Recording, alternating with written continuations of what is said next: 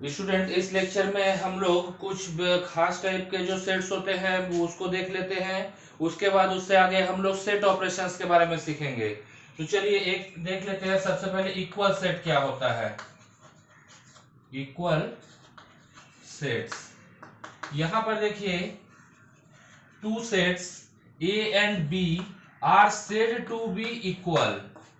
एक set A है और एक सेट बी इक्वल है। ये तभी पॉसिबल है जब ए बी का सबसेट हो और बी भी ए का सबसेट हो। कहने का मतलब है कि ए का हर एलिमेंट बी में भी हो और बी का हर एलिमेंट ए में भी हो। मतलब यहां पर हम लिख सकते हैं for all x belongs to B there exist x belongs to A implies that B is a subset of A and for all Y belongs to A there exists Y belongs to B. This implies that A is a subset of B. तो दोनों देखिए B के हर element A में है तो B subset है A का। Y का हर एलिमेंट B में, सॉरी A का हर एलिमेंट B में है तो A सबसेट है B का। तो इस तरीके से हम कह सकते हैं कि A is equal to B है। अगर मैं इसका एक एग्जांपल ले लूं, A इज इक्वल टू मैं ले लेता हूं 1 2 3 4 और B इज इक्वल टू ले लेता हूं 4 1 2 3। यहां पर आप देख सकते हैं कि ए और बी में नंबर ऑफ एलिमेंट्स बराबर है, दोनों में ही 4 एलिमेंट्स है और दोनों के एलिमेंट्स भी सेम है। इसमें जैसे एलिमेंट्स है 1 2 3 4, यहां पर सीक्वेंस भले अलग है लेकिन एलिमेंट्स 1 2 3 4 ही है। तो यहां पर जो ये दोनों सेट है ये दोनों इक्वल सेट के एग्जांपल हो गए।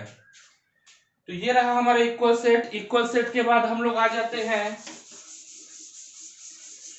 सिंगलटन सेट पे। सिंगलटन सेट, सिंगलटन सेट एक ऐसा सेट होता है जिसमें ओनली एक एलिमेंट होगा, मात्र एक एलिमेंट होगा। ऐसे सेट्स को हम लोग बोल सकते हैं सिंगलटन सेट। जैसे मैं यहां पर ले लेता हूं 1, एक ही एलिमेंट है तो इस सेट को हम लोग बोलेंगे सिंगलटन सेट। तो यहां तक तो हमारे जो सेट्स के टाइप थे उसके बारे में हमने देखा। अब आ जाते हैं सेट ऑपरेशन में। सेट ऑपरेशंस, सेट ऑपरेशन में जो हम लोग को बेसिक शुरुआती दो ऑपरेशन पढ़ना है। पहला है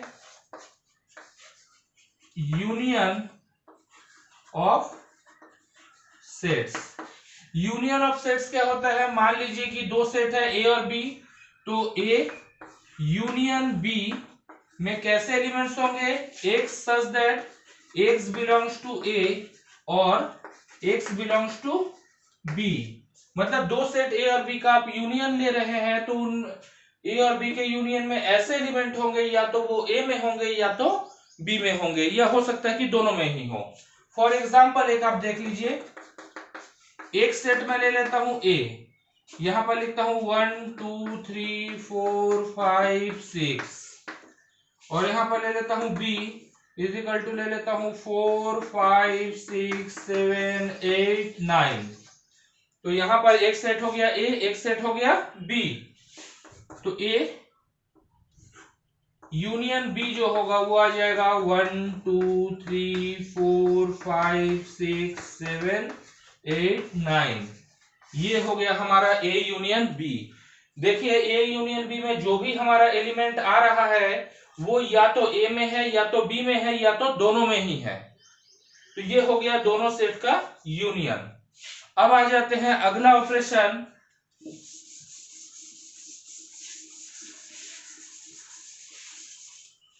intersection of sets. Second, intersection of sets. जैसे यूनियन में हम दोनों सेट्स के एलिमेंट को आपस में मिला के लिख देते थे, और ये ध्यान रखते थे कि कोई भी एलिमेंट हमारा रिपीट ना हो। इंटरसेक्शन में हम देखते हैं कि दोनों सेट के बीच में कॉमन एलिमेंट्स क्या है और उनको लिख दिया जाता है। अगर दो सेट ए और बी है तो हम लोग लिखेंगे ए इंटरसेक्शन बी, इस सिंबल को हम लोग इंटरसेक्शन बोलते हैं, इज इक्वल टू हो जाएगा x such that x belongs to A and x belongs to B. यहां पर आप देख सकते हैं कि ए इंटरसेक्शन बी में एक्स एक ऐसा एलिमेंट है जो ए में भी है और बी में भी है, मतलब दोनों के जो कॉमन एलिमेंट्स होते हैं उन्हीं को लिखा जाएगा। एग्जाम्पल जो हमारा था उसी एग्जाम्पल को फिर से ले लेते हैं। ए इज इक्वल टू आ जाएगा 1 2 3 4 5 6 और बी इज इक्वल टू आ जाएगा 4 5 6 7 8 9। तो A intersection B is equal to आ जाएगा 4 5 एंड 6। यही तीन एलिमेंट्स है 4 5 एंड 6 जो दोनों ही सेट में कॉमन है। तो ये आ गया हमारा ए इंटरसेक्शन बी। मेरे ख्याल से यूनियन और इंटरसेक्शन आपका क्लियर हो गया होगा। अब हम लोग यूनियन और इंटरसेक्शन के कुछ प्रॉपर्टीज देख लेते हैं।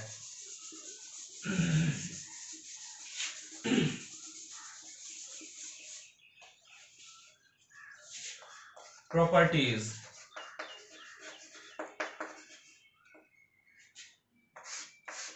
यहां पर देखिए if B is a subset of A then A union B is equal to होगा ए के and A intersection B is equal to हो जाएगा बी के। तो हमारा यूनियन और इंटरसेक्शन का जो पहला प्रॉपर्टी है उसमें बोल रहा है कि बी अगर सबसेट है ए का तो ए यूनियन बी ए के बराबर हो जाएगा and A intersection B B के बराबर होगा। इसको प्रूफ करके देख लेते हैं। पहला वाला क्या है, A union B is equal to A. इस प्रॉपर्टी को हमको प्रूफ करना है, ठीक है। अब यहां पर देखिए इसके लिए हम लोग को क्या प्रूफ करना है कि A union B is a subset of A, और फिर इसी का उल्टा भी हमको प्रूफ करना है कि A is a subset of A union B. अब यहां पर देख लेते हैं जो ये दूसरा रिजल्ट है। दूसरा रिजल्ट जो है ये क्वाइट ऑब्वियस है क्योंकि ए यूनियन बी जो है वो ए और बी के एलिमेंट से मिलकर ही बना है। तो for all x belongs to a, कोई भी एलिमेंट अगर x a के अंदर है तो वो a यूनियन b के अंदर होगा ही, क्योंकि a यूनियन b किससे बना है, a से ही तो मिलके बना है। तो a का हर एलिमेंट तो b के अंदर a यूनियन b के अंदर होगा ही।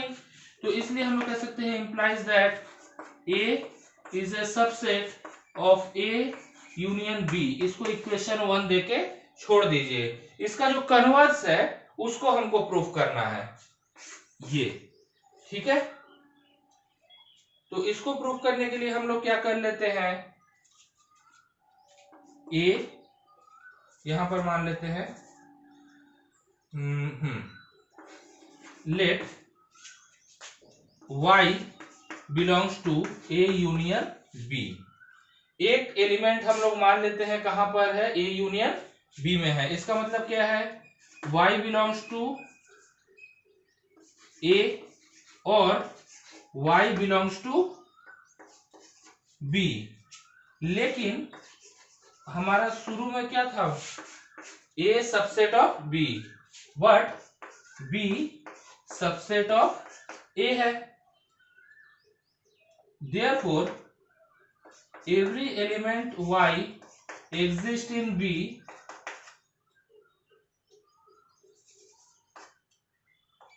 will also belong in A। तो y इज इक्वल टू क्या हो जाएगा, A। जबकि B हमारा सबसेट है A का, तो अगर कोई भी एलिमेंट y अगर B में एग्जिस्ट करता है तो क्वाइट ऑब्वियस है कि वो A में तो एग्जिस्ट करेगा ही। तो इसी से हम लोग आगे लिख सकते हैं, इसी स्टेप का अगला स्टेप हो जाएगा y बिलोंग्स टू a। अब यहां से आप देखिए y a यूनियन b में एग्जिस्ट करता था, y अब a में भी एग्जिस्ट करता है। तो y sorry A union B is a subset of A, इसको इक्वेशन नंबर 2 कर दीजिए। अब इक्वेशन नंबर 1 जो है ए सबसेट है ए यूनियन बी का, इक्वेशन नंबर 2 है ए यूनियन बी सबसेट है ए का। दोनों को अगर हम मिला देते हैं फ्रॉम 1 एंड 2, दोनों को मिला दिया जाए अगर, तो A union B is equal to A के बराबर होगा when B is a subset of A. मेरे ख्याल से ये पहला प्रॉपर्टी आपको समझ में आ गया होगा। इसी तरीके से हम लोग दूसरे प्रॉपर्टी को भी सॉल्व करेंगे। अब पहले प्रॉपर्टी को जैसे आपने प्रूव किया उसी तरीके से पहले प्रॉपर्टी के दूसरे part A intersection B is equal to B को भी आप ऐसे ही प्रूव कर सकते हैं। अब इंटरसेक्शन और यूनियन से रिलेटेड कुछ हमारे और प्रॉपर्टीज हैं, उनको अब हम लोग देख लेते हैं। जैसे सेकंड है A union phi is equal to A and A intersection phi is equal to phi. यहां पर देखिए अगर किसी सेट और नल सेट के बीच का यूनियन लेंगे तो हमको वही सेट वापस मिल जाएगा, क्योंकि इससे फाई जो नल सेट है उसमें तो कोई एलिमेंट है नहीं, तो इसीलिए यूनियन लीजिए किसी भी सेट का नल सेट के साथ वही सेट वापस देता है। नल सेट में कोई एलिमेंट नहीं है तो ए के साथ आप इसका इंटरसेक्शन लेंगे तो नल सेट ही वापस आ जाएगा। फिर तीसरा है अगर किसी भी सेट का यूनियन लेंगे आप यूनिवर्सल सेट के साथ तो यूनिवर्सल सेट ही मिलेगा, एंड अगर किसी भी सेट का इंटरसेक्शन लिया जाएगा उसके यूनिवर्सल सेट के साथ तो वही सेट हमारा वापस मिलेगा। ऐसा क्यों? क्योंकि देखिए यूनिवर्सल सेट जो है उसी के कुछ एलिमेंट लेके हमारा सेट ए बनता है। सेट ए और यूनिवर्सल सेट को आप मिला दोगे आपस में तो यूनिवर्सल सेट ही हमारा वापस आएगा। फिर यूनिवर्सल सेट के ही कुछ एलिमेंट लेके ए बना है तो ए और यूनिवर्सल सेट यू के बीच में जो कॉमन होगा वो ए के ही एलिमेंट होंगे, इसलिए यहाँ पर ए इंटरसेक्शन यू ए के ही बराबर हो जा रहा है। फिर फोर्थ जो प्रॉपर्टी होती है ये होती है कम्यूटेटिव प्रॉपर्टी। कम्यूटेटिव प्रॉपर्टी में क्या होता है देखिए ए यूनियन बी और बी यूनियन ए इनके वैल्यूज सेम होते हैं, इससे कोई फर्क नहीं पड़ता। सीक्वेंस आप बदल दीजिए तो भी कोई फर्क नहीं पड़ेगा।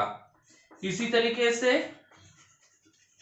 ए इंटरसेक्शन बी निकालिए या बी के साथ ए का इंटरसेक्शन निकालिए, दोनों का रिजल्ट सेम ही आएगा। फिर फिफ्थ हमारा प्रॉपर्टी है एसोसिएटिव प्रॉपर्टी। एसोसिएटिव प्रॉपर्टी क्या होता है, मान लीजिए कि तीन सेट ए बी सी है, बी यूनियन सी के साथ ए का यूनियन निकालिए या ए यूनियन बी के साथ सी का यूनियन निकालिए, दोनों आपस में बराबर होंगे। तो ये हो गया हमारा एसोसिएटिव प्रॉपर्टी। अगला देख लेते हैं सिक्स्थ एक प्रॉपर्टी है और बहुत इंपॉर्टेंट है, A union B intersection C is equal to हो जाएगा A union B intersection A union C, और इसी का एक और लिख सकते हैं A intersection B union C is equal to A intersection B union A intersection C. तो ये दो रिजल्ट जो है हमारे ये काफी इंपॉर्टेंट है। मेरे ख्याल से ये शुरू के 5 जो प्रॉपर्टीज होंगे ये आपको अच्छे से क्लियर होगा। ये जो दो प्रॉपर्टी और दिया गया है इस दो प्रॉपर्टी में से एक को मैं सॉल्व करके आपको दिखाता हूं, दूसरा आप सॉल्व करके देख सकते हैं। सेम सिमिलर वे में भी हम लोग प्रूफ कर सकते हैं इसको। तो जब दो साइड को हमको इक्वल प्रूफ करना है तो हम क्या करेंगे कि लेफ्ट हैंड साइड जो है वो राइट हैंड साइड का सबसेट है और राइट हैंड साइड जो है वो लेफ्ट हैंड साइड का सबसेट है। अगर इतना हम प्रूफ कर लिए तो हमारा ये रिजल्ट अपने आप प्रूफ हो जाएगा। तो चलिए यहाँ पर सबसे पहले मान लेते हैं कि let x belongs to A union B intersection C. इसी को आगे लिख सकते हैं x बिलोंग्स टू a, यहां पर यूनियन है तो यहां लिख सकते हैं और x belongs to b and x belongs to c। ठीक है, यूनियन ले रहे हैं, अब या तो ये a में होगा या तो b इंटरसेक्शन c में होगा। इसी को आगे लिख सकते हैं हम लोग x यूनियन a और सॉरी x यूनियन नहीं, x बिलोंग्स टू a और x बिलोंग्स टू b, और इधर लिख देते हैं या तो x a में बिलोंग करेगा और x बिलोंग्स टू c, दोनों में से एक में, दोनों में कॉमन होगा तभी x a union b intersection c में बिलोंग करेगा। इसी को हम लोग क्या लिख सकते हैं, x belongs to a union b and x belongs to a union c। यहां पर हट जाएगा एंड का, तो हम लोग लिख सकते हैं x belongs to a union b intersection a union c। यहां से हम लिख सकते हैं कि a union b intersection c is a subset of a union b intersection a union c। Equation number 1। यहां तक करके हम इसको छोड़ देते हैं। मेरे ख्याल से यहां तक आपको समझ में आ गया होगा। ये जो अब इसी का कन्वर्स हमको करना है, उल्टा प्रूफ करना है, तो इसके लिए अब हम लोग कोई दूसरा एक एलिमेंट ले लेते हैं। इस बार x नहीं लेते हैं, इस बार एलिमेंट ले लेते हैं हम लोग y। Let y belongs to a union b intersection a union c। तो यहां पर आ जाएगा y बिलोंग्स टू a और y बिलोंग्स टू b, और यहां लिखेंगे and y belongs to a और y बिलोंग्स टू c। फिर यहां पर देखिए इसी को हम लोग लिख सकते हैं y बिलोंग्स टू a और y belongs to b and y belongs to c। इसी को फिर आगे लिख सकते हैं y बिलोंग्स टू a और y belongs to b intersection c। इन्हीं दो स्टेटमेंट को आपस में मिला दीजिए तो y belongs to a union b intersection c आ जाएगा।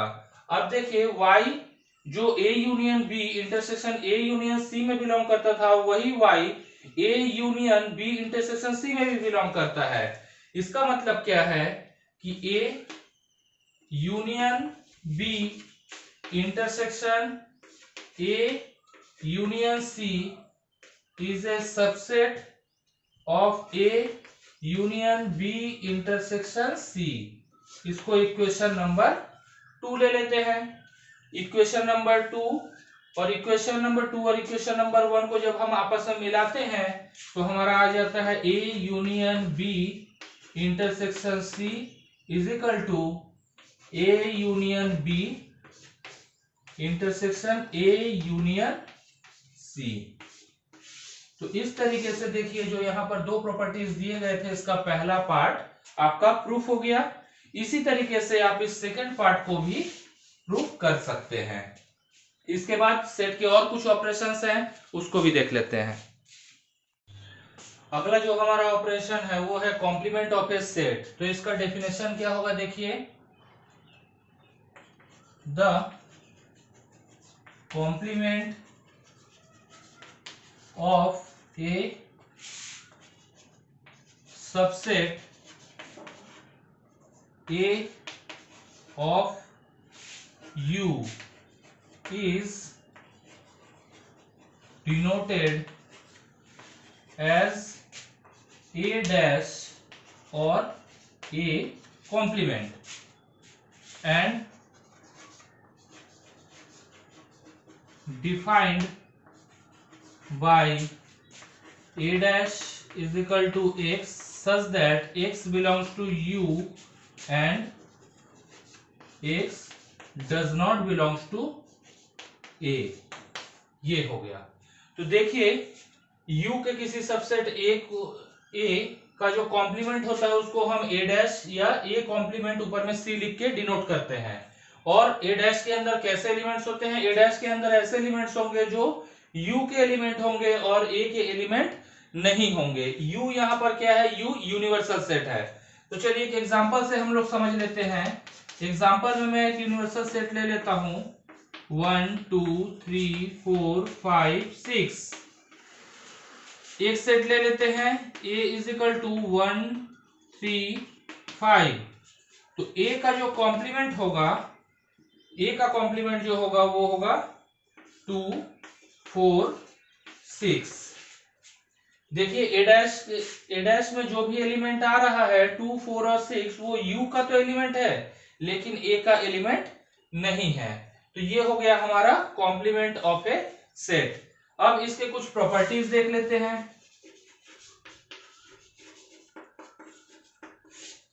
पहला प्रॉपर्टी है किसी सेट के कॉम्प्लीमेंट का कॉम्प्लीमेंट वही सेट वापस कर देता है। ये तो क्वाइट ऑब्वियस है ना। ए का कॉम्प्लीमेंट क्या है 2 4 6। ए डैश का कॉम्प्लीमेंट क्या होगा 1 3 5। फिर इसी तरीके से किसी सेट का उसके कॉम्प्लीमेंट के साथ जो यूनियन होगा वो आपको यूनिवर्सल सेट देगा। तीसरा, किसी भी सेट का उसके कॉम्प्लीमेंट के साथ जो इंटरसेक्शन होगा वो पाई होगा। अब दूसरा प्रॉपर्टी देखिए, अगर ए और ए डैश को आप आपस में मिला देंगे तो यूनिवर्सल सेट आपको वापस मिल जाएगा। और ए और ए डैश के बीच में कोई भी ऐसा एलिमेंट नहीं है जो कॉमन है, तो यहां पर एक नल सेट आपको मिलेगा। अब फोर्थ और सबसे important property, D Morgan's law. D Morgan's law जो है इसमें दो आ जाते हैं। एक आता है ए यूनियन बी का कॉम्प्लीमेंट इज इक्वल टू हो जाएगा A complement intersection B complement and A intersection B का whole complement is equal to आ जाएगा A complement union B complement. ये जो डी मॉर्गन्स लॉ है ये बहुत इंपॉर्टेंट है।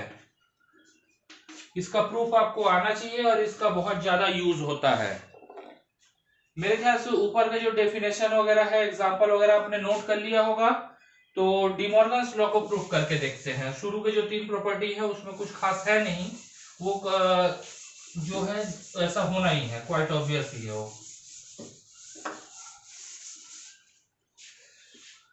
चलिए फोर्थ प्रॉपर्टी का मैं फर्स्ट वाला पार्ट जो है इसको प्रूफ कर देता हूं, सेकंड पार्ट ठीक वैसे ही आप प्रूफ कर सकते हैं। यहां पर मान लेते हैं let x belongs to a union b का होल कॉम्प्लीमेंट। अब देखिए जब a यूनियन b के कॉम्प्लीमेंट में x बिलोंग करता है तो x बिलोंग नहीं करेगा a यूनियन b में, ठीक है। फिर इसी को आगे लिख सकते हैं कि x does not belongs to a और x does not belongs to b। अब जब x a में बिलोंग नहीं करता, x b में बिलोंग नहीं करता है तो x जरूर a के कॉम्प्लीमेंट में तो बिलोंग करेगा, ठीक वैसे ही x भी b के कॉम्प्लीमेंट में बिलोंग करेगा। यहां पर आपको लिखना पड़ेगा एंड, इसी को हम लोग लिख सकते हैं x belongs to a complement intersection b complement implies that A union B का whole complement is a subset of A complement intersection B complement. इसको इक्वेशन नंबर 1 करके छोड़ दीजिए। फिर अब इसका कन्वर्स प्रूफ करते हैं। Now let y belongs to A dash intersection B dash implies that y belongs to A dash and y belongs to B dash. Y does not belongs to A and y does not belongs to B. जब y एक ऐसा element है जो A के complement है, y एक ऐसा element है जो B के कॉम्प्लीमेंट में है, तो क्या वो A और B में बिलोंग करेगा? नहीं करेगा, क्योंकि A डैश और A में कुछ तो कॉमन हो ही नहीं सकता है। तो यहां पर हम लोग चाहे तो लिख सकते हैं और बिलोंग कर रहा है मतलब दोनों में से किसी एक में तो बिलोंग नहीं करेगा। तो y does not belongs to A union B implies that y belongs to A union B का होल कॉम्प्लीमेंट implies that आ जाएगा A complement intersection B complement subset of A union B का whole complement, equation number 2। तो देखिए हमारा equation number 1 और equation number 2 दोनों एक दूसरे के आपस में सबसेट है। तो हम लिख सकते हैं क्या, यहां से लिखा जा सकता है कि A यूनियन B का whole complement is equal to A complement intersection B complement. ये आ गया हमारा डी मॉर्गन्स लॉ का फर्स्ट रिजल्ट। सेकंड रिजल्ट को भी ठीक इसी तरीके से आप प्रूव कर सकते हैं। रूल देखिए सेम ही है, यहाँ पर यूनियन का इंटरसेक्शन बन जा रहा है, यहाँ पर इंटरसेक्शन है तो उसका यूनियन बन जा रहा है, यहाँ पर होल का कॉम्प्लीमेंट लिया जा रहा है ए और बी का, लेकिन यहाँ पर देखिए इंडिविजुअल का कॉम्प्लीमेंट है, ए और बी के अलग अलग कॉम्प्लीमेंट लिए जा रहे हैं। तो ये डी मॉर्गन्स लॉ बहुत ज्यादा इंपॉर्टेंट है, इसको आप अच्छे से देखिएगा क्योंकि इसके क्वेश्चंस जो है एग्जाम में आते हैं। दो और ऑपरेशन हमारे बच जाते हैं, डिफरेंस ऑफ सेट और सिमेट्रिक डिफरेंस ऑफ सेट, उसको भी देख लेते हैं। तो बचे हुए दो जो हमारे थे ऑपरेशंस, उसमें पहला है सेट डिफरेंस। सेट डिफरेंस क्या होता है देख लीजिए, मान लेते हैं कि दो सेट हैं ए और बी, तो इनके डिफरेंस को हम लोग ए माइनस बी से रिप्रेजेंट करेंगे और इसमें कैसे एलिमेंट्स होंगे, x such that x belongs to A and x does not belongs to B। इसका मतलब क्या है देखिए, A और B दो सेट है, इनका जब आप डिफरेंस निकाल रहे हैं तो A के अंदर से B के जो भी कॉमन एलिमेंट्स है वो बाहर निकल जाएंगे और निकलने के बाद जो सेट बचेगा वही हमारा डिफरेंस होगा। फॉर एग्जांपल एक एग्जांपल से इसको समझ लेते हैं, ज्यादा आसान होगा।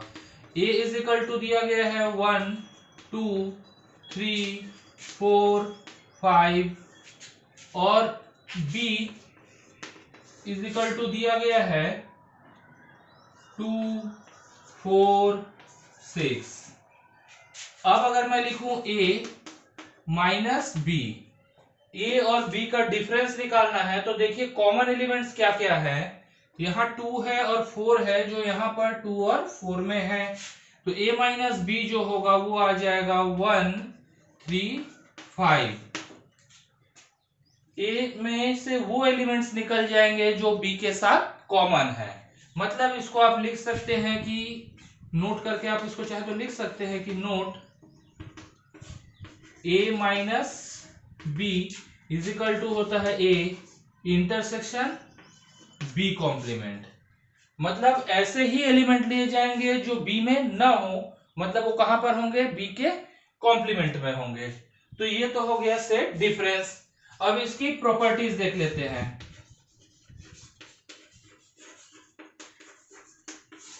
प्रॉपर्टीज जो है, पहला है A minus B intersection C is equal to आ जाएगा A minus B union A minus C.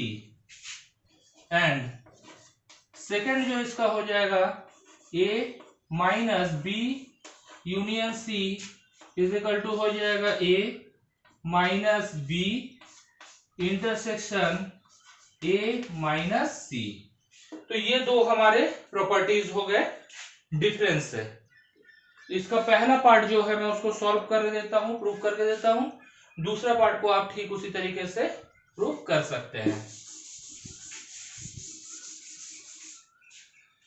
तो इसके सबसे पहले लेफ्ट हैंड साइड को राइट हैंड साइड का सबसेट प्रूव कर लेते हैं। यहां पर लेते हैं let x belongs to a minus b intersection c, implies that लिखा जा सकता है x belongs to a and x does not belongs to b intersection c। इसी को आगे लिखा जा सकता है x belongs to a and x does not belongs to b and x does not belongs to c. x belongs to a and x does not belongs to b। ठीक इसी तरीके से x belongs to a and x does not belongs to c। अब x जो है वो तो a के अंदर है ही, तो या तो इस फर्स्ट पार्ट में x होगा या तो इस सेकंड पार्ट में x होगा। तो यहां पर लिख देते हैं और यहां पर आ जाएगा x belongs to a minus b, यहां पर लिख सकते हैं और x belongs to a minus c। दोनों को मिला दीजिए तो x बिलोंग्स टू हो जाएगा a minus b union a minus c। इसी को आगे लिख सकते हैं हम लोग a minus b intersection c subset of a minus b union a minus c। इसको इक्वेशन नंबर 1 करके आप छोड़ सकते हैं। ये आगे रिजल्ट इसी तरीके से इसका कन्वर्स भी प्रूव किया जा सकता है। a minus B union a minus C is equal to a minus B intersection c, equation number 2। Same इसी वे पे आप प्रूव कर सकते हैं। दोनों को अगर हम लोग मिला दें तो हमारा रिजल्ट आ जाएगा a minus B intersection c is equal to a minus B union a minus C.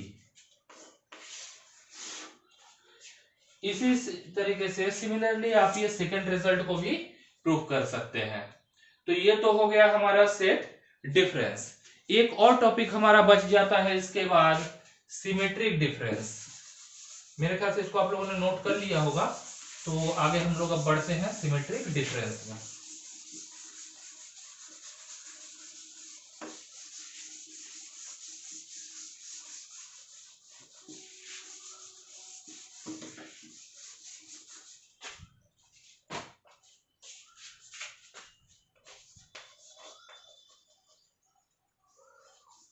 Symmetric difference. Symmetric difference में देखिए, मान लेते हैं कि दो सेट है, एक सेट ए है दूसरा सेट बी है। दोनों के सिमेट्रिक डिफरेंस को बीच में डेल का साइन लगाएंगे। A del B is equal to हो जाता है A minus B union B minus A. इसका मतलब क्या है कि ए में से बी के जो कॉमन एलिमेंट्स है उसको निकाल दीजिए और बी में से ए के जो कॉमन एलिमेंट्स है उसको निकाल दीजिए। फिर दोनों सेट का यूनियन लीजिए, जो आएगा वो सिमेट्रिक डिफरेंस देगा दोनों सेट का। मतलब ए और बी के वही एलिमेंट्स हमारे ए डेल बी में रहेंगे जो या तो ए में है या तो बी में है। मतलब यहां पर हम लोग लिख सकते हैं x such that x belongs to A union B and x does not belongs to A intersection B।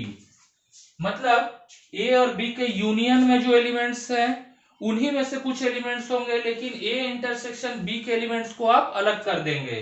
तो इसको एक और तरीके से हम लोग लिख सकते हैं, ए यूनियन बी में से ए इंटरसेक्शन सी को, सॉरी ए इंटरसेक्शन बी को आप बाहर निकाल दो, जो बचेगा वो आपको ये सिमेट्रिक डिफरेंस देगा।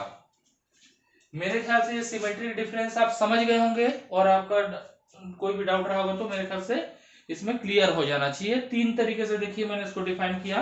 पहले में मैंने ए में से बी के एलिमेंट को निकाल लिया, फिर बी में से ए के एलिमेंट को निकाल लिया, दोनों सेट का यूनियन लिया तो ए डेल बी मिल रहा है।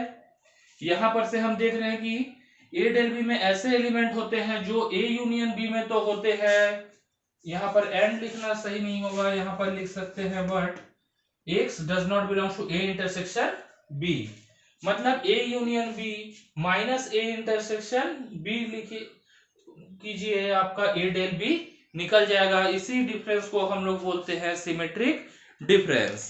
अब इससे आगे जो हमारा लेक्चर रहेगा उसमें हम लोग वेन डायग्राम पढ़ेंगे और रिलेशंस वगैरह के बारे में हम लोग पढ़ना शुरू करेंगे। सेट थ्योरी में ज्यादातर इंपॉर्टेंट जो था इस लेक्चर तक में लगभग हमारा कवर हो गया है। थोड़ा सा एक छोटा सा टॉपिक बच गया वेन डायग्राम, उसको अगले लेक्चर में हम लोग कर लेंगे। इस लेक्चर में अगर आपको अच्छा लगा होगा, आपके लिए लगा होगा कि यूजफुल है, तो एक लाइक जरूर प्रेस कीजिएगा। इस लेक्चर से रिलेटेड कोई भी आपका फीडबैक हो, लगता है कि कुछ सुधार का गुंजाइश है, तो भी कमेंट कीजिएगा। और अगर आप चैनल में नए हैं तो चैनल को सब्सक्राइब कीजिएगा। Thank you.